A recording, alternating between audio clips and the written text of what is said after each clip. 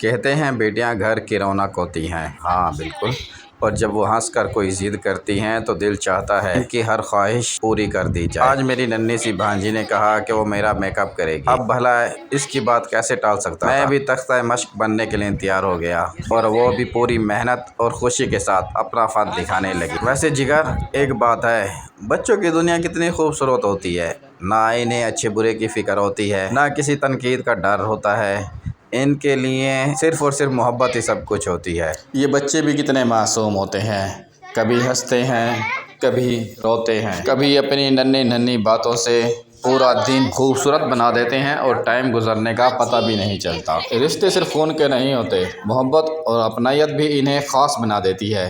بھانجے کا رشتہ بھی ایسا ہی ہے، پیارا رشتہ ہے، بہت پیارا، جس میں معصومیت، خلوص اور بے شمار محبت چھپی ہوتی ہے۔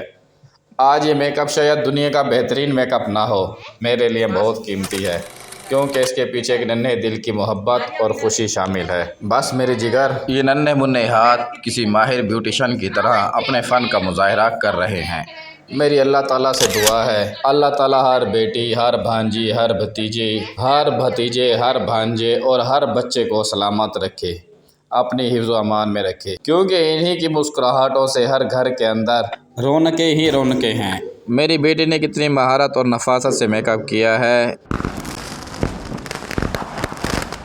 آپ بھی میری بیٹی کی اس محنت کو دیکھتے ہوئے میرے چینل کو سبسکرائب کریں، لائکس اور کمنٹس کر کے ضرور بتائیے گا آپ کو یہ بیوٹیشین کورس کیسا لگا، اور کیا آپ بھی اپنی بیٹی کے ہاتھوں تختہ مشق بننے کے لیے تیار ہیں۔